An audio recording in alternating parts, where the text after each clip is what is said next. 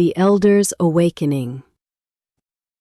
The first Sunday of summer was supposed to be a day of sun-drenched laughter and the clinking of iced tea glasses.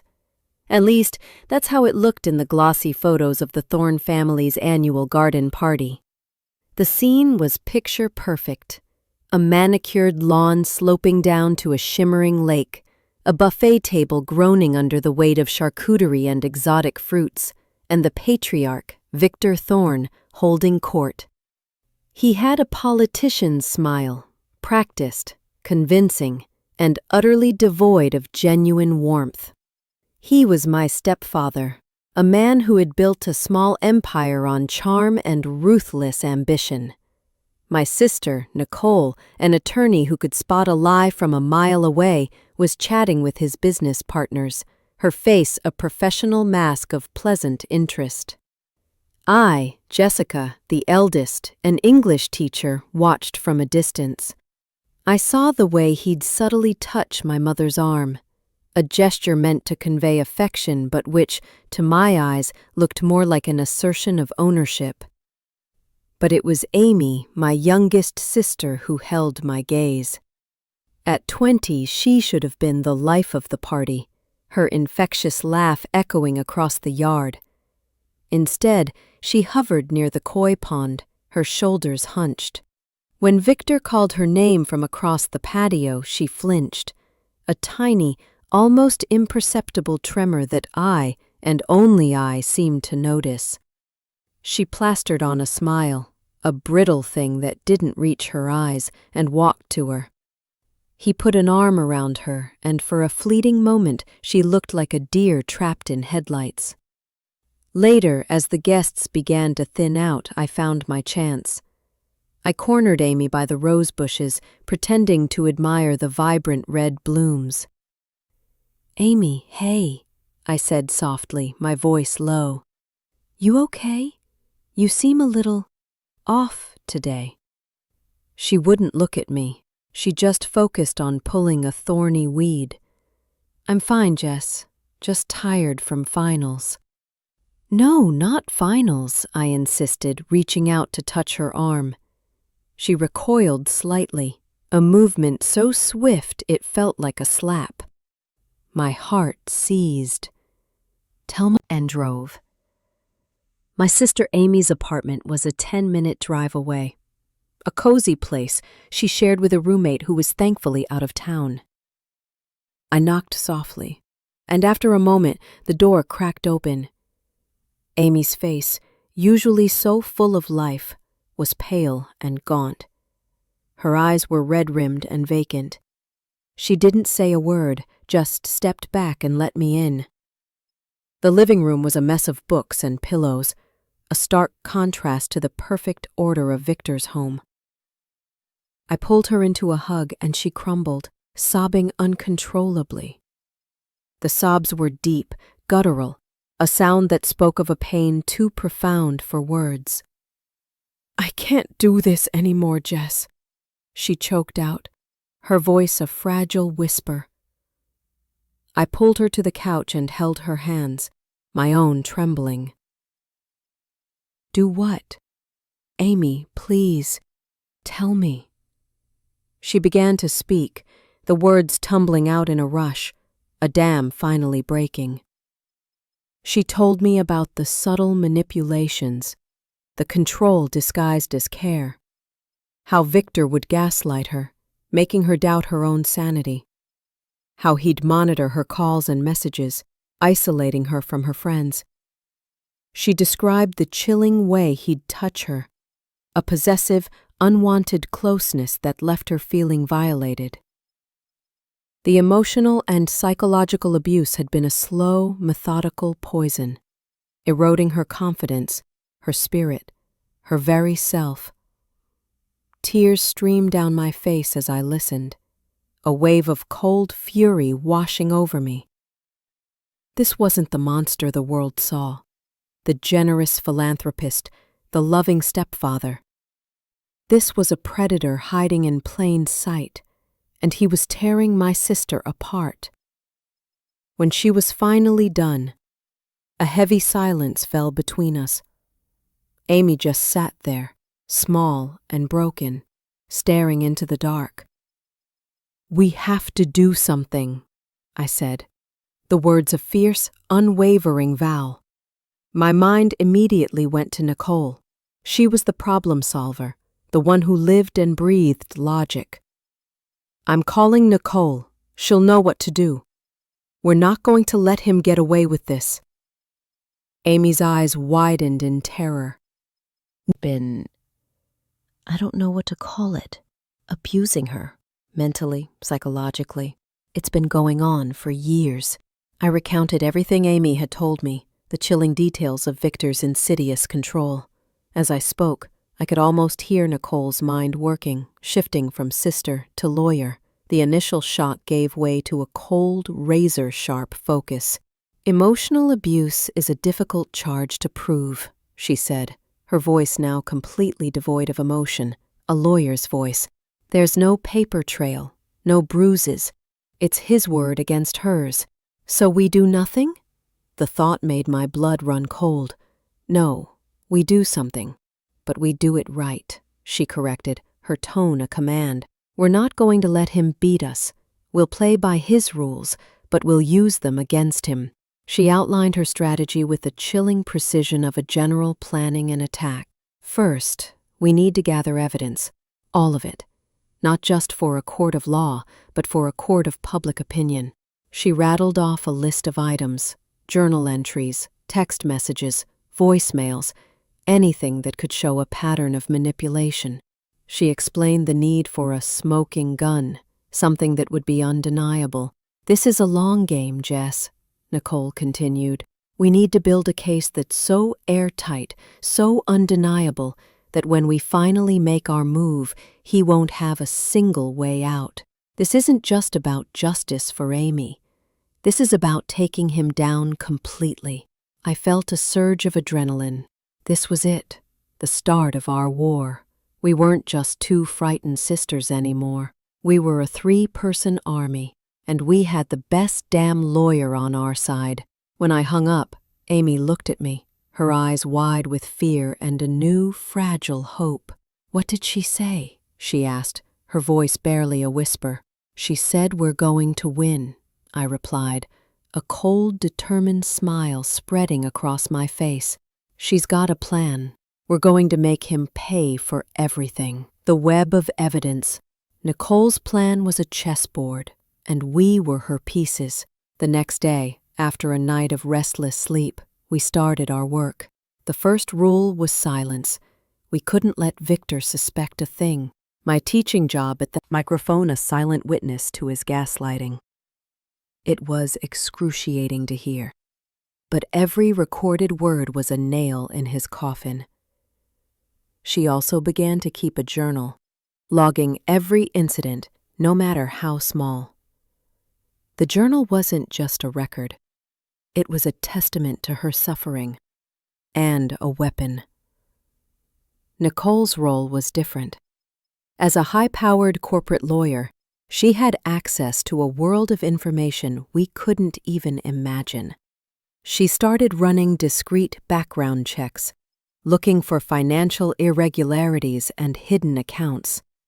She cross-referenced his business dealings with lawsuits and accusations from years ago, things that had been buried by his power and influence.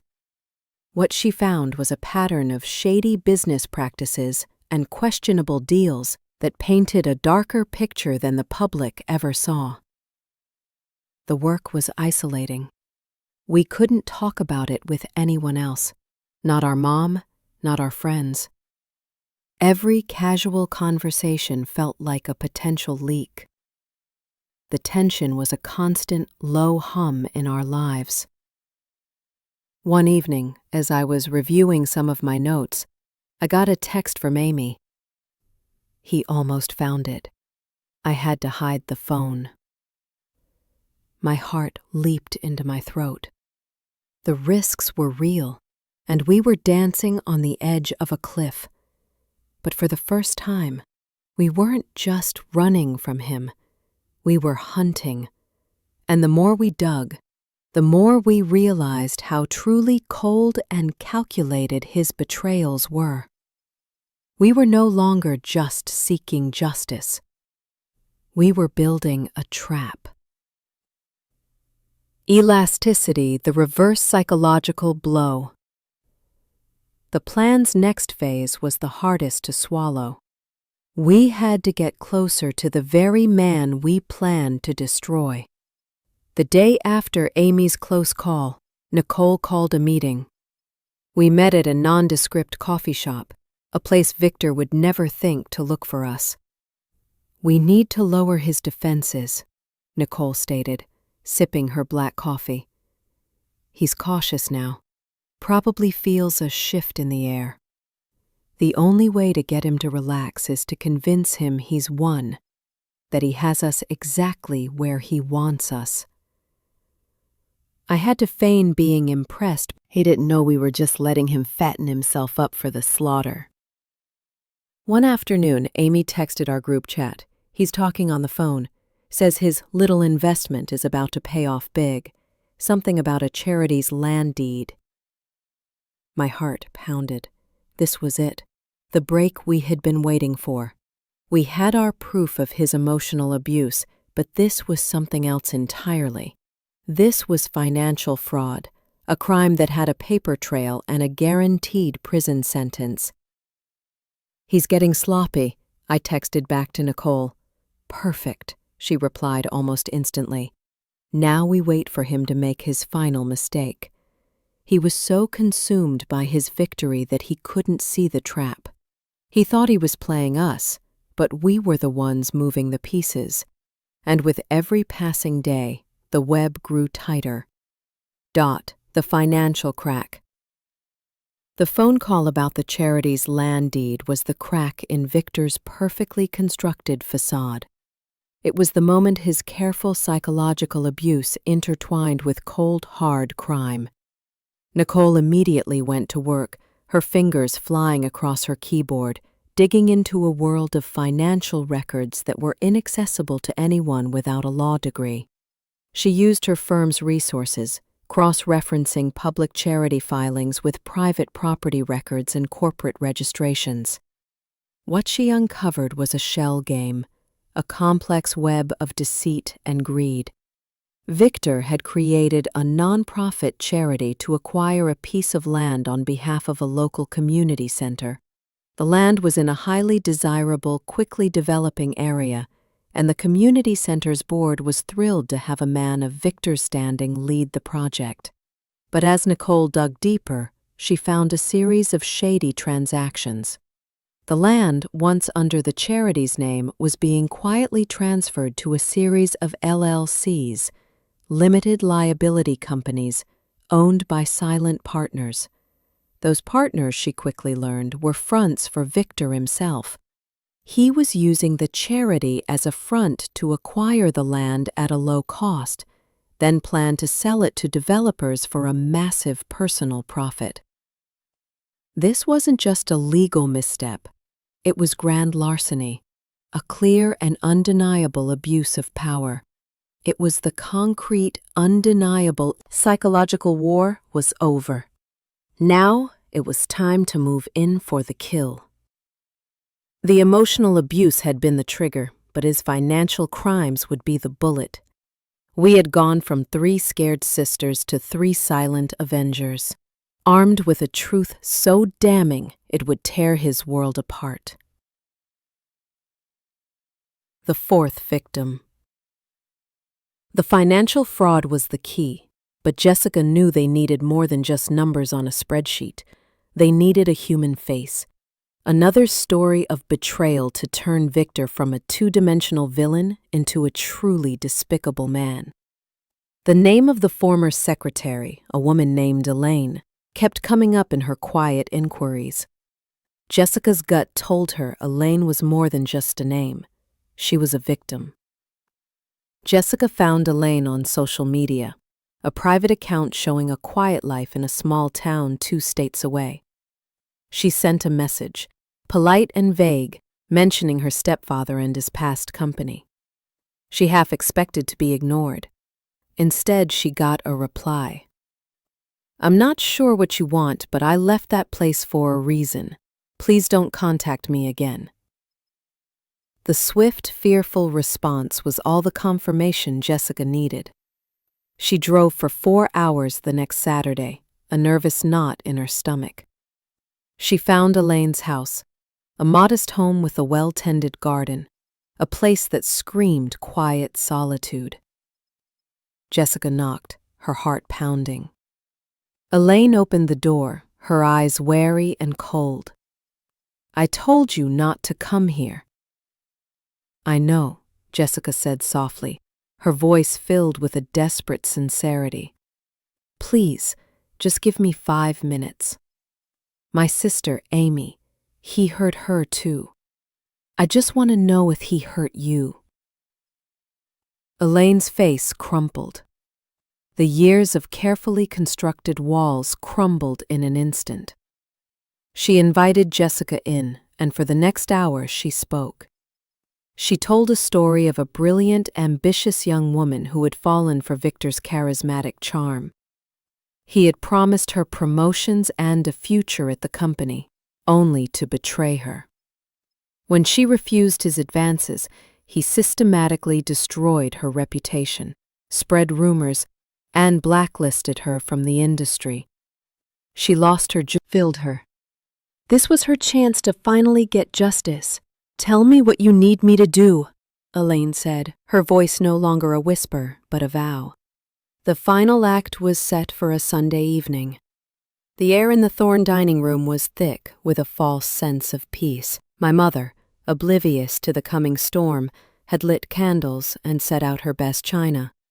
Victor, wearing a smug, satisfied smile, was in his element, holding court at the head of the table. He was celebrating a successful business deal, toasting his own brilliance. He had no idea he was toasting his own downfall.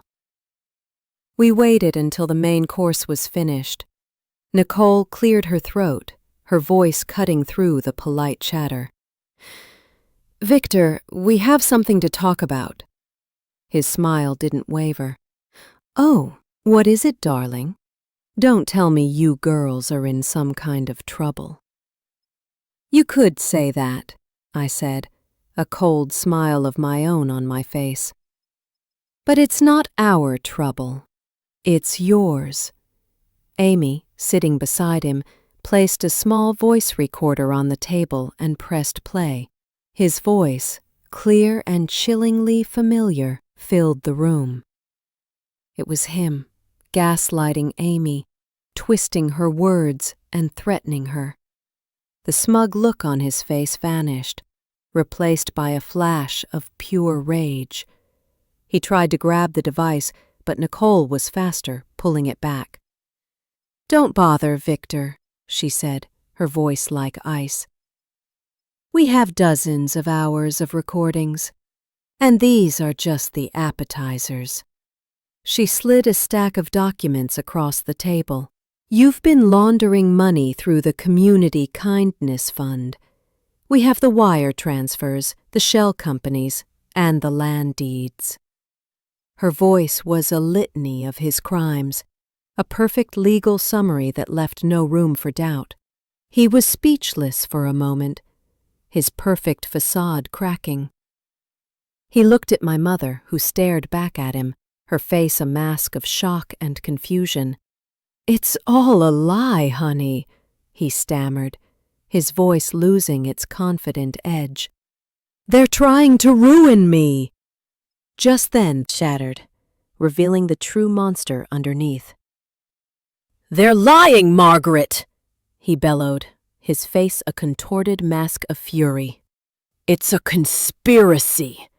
These ungrateful girls are trying to destroy me. He turned to my mother, his eyes blazing with a wild, cornered look. They're jealous of our life, of our money. And that woman, he spat, gesturing at Elaine, is a disgruntled employee I had to fire for incompetence. My mother, however, did not flinch. For years, she had watched us tiptoe around him, always blaming ourselves for his moods. But seeing his venomous rage, she finally saw the truth. She looked at me, at Nicole, at Amy, then at Elaine, whose quiet strength was a stark contrast to his bluster. "I have believed you for years, Victor," my mother said, her voice slow and deliberate. "I have defended you, but I have never seen you look at my daughters with such hatred. And I have never heard you sound so afraid." This was the final blow. Her words were not an accusation. They were a dismissal. They stripped him of his power over her, the last person he believed he could manipulate. He recoiled as if she had struck him. He lunged for the door, grabbing his jacket. "You'll regret this," he snarled, pointing a trembling finger at us. "All of you. You have no idea who you're dealing with." "Oh, we do," Nicole said, her voice utterly devoid of emotion.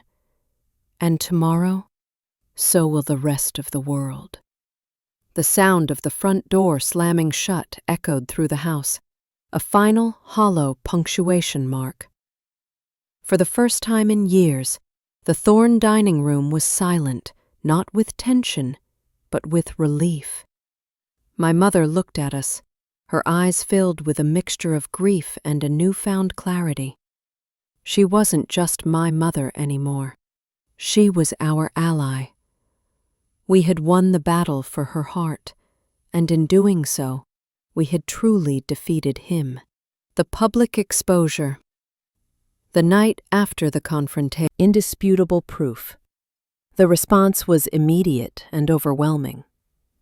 By midday, a local news station was running a live report from outside Victor's office.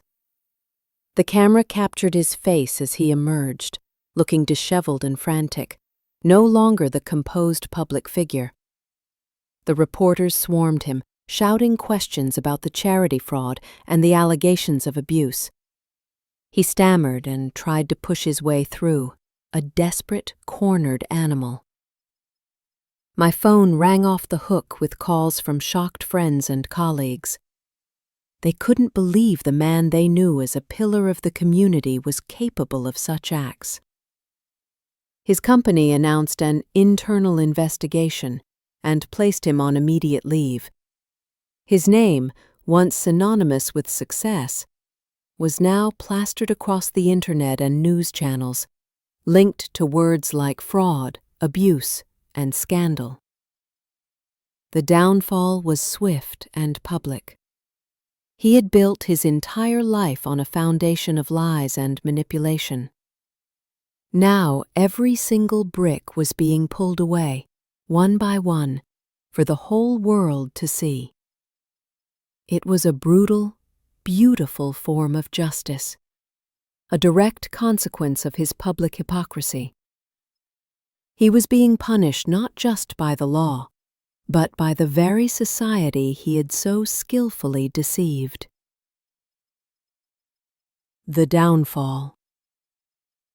The news cycle was a relentless beast, and Victor Thorne was its main course. The headlines screamed his name. Philanthropist's double life exposed. Thorne charged with fraud. And family alleges years of abuse. The polished image he'd spent a lifetime building was dismantled, brick by brick, by the very media he had so skillfully used to promote himself. The police moved quickly, and within 48 hours of the public exposé, Victor was arrested at his country club, a final public humiliation. He was taken away in handcuffs, a man stripped of his power and dignity, in front of the very people he had tried to impress. His world unraveled at lightning speed. His company's board forced him to resign. His bank accounts were frozen as part of the legal proceedings. The powerful friend that had been her shadow for years was finally beginning to lift. She went back to college, but this time with a new purpose. She wasn't just a student anymore. She was a fighter. The victim had become a warrior. Sisters Dawn.